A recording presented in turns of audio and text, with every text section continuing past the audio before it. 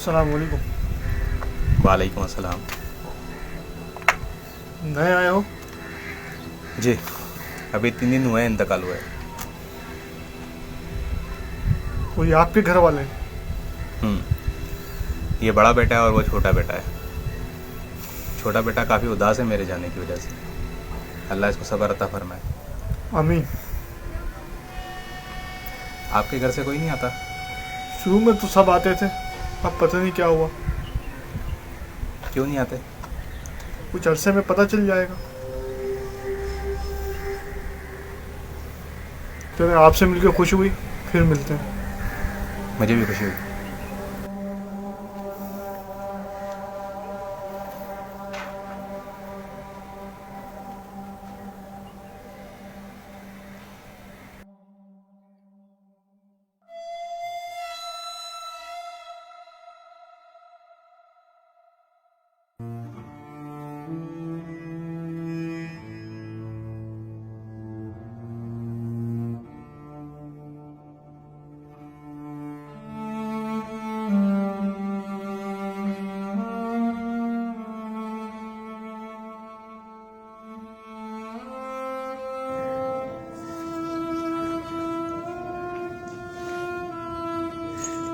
अस्सलाम वालेकुम।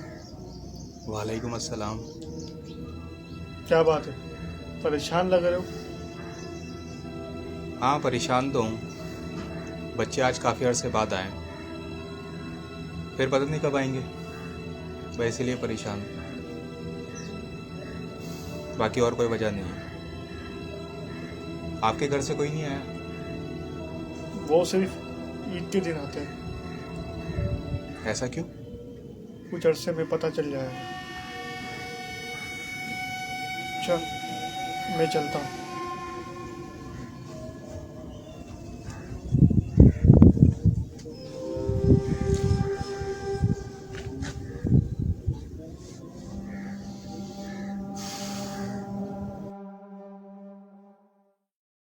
बेटा, कहाँ रह गए थे तुम लोग? आज 3 महीने बाद आए हो। मुझे कुछ भी नहीं चाहिए तुम लोगों से, सिर्फ मेरे लिए दुआ किया करो।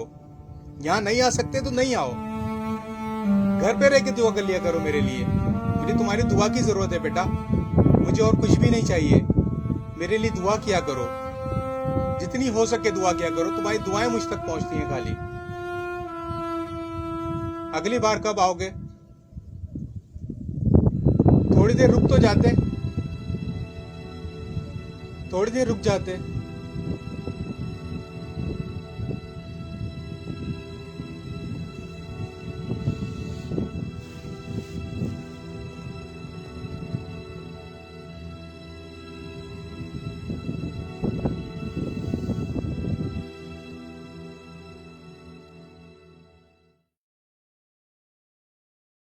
भाई कब्रिस्तान चलें?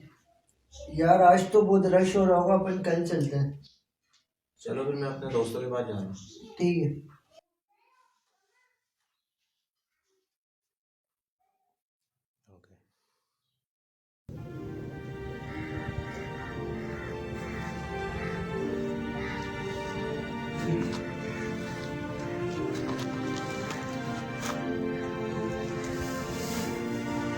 अस्सलाम वालेकुम। वालेकुम अस्सलाम। क्या बात है, फिर परेशान नजर आ रहे हो?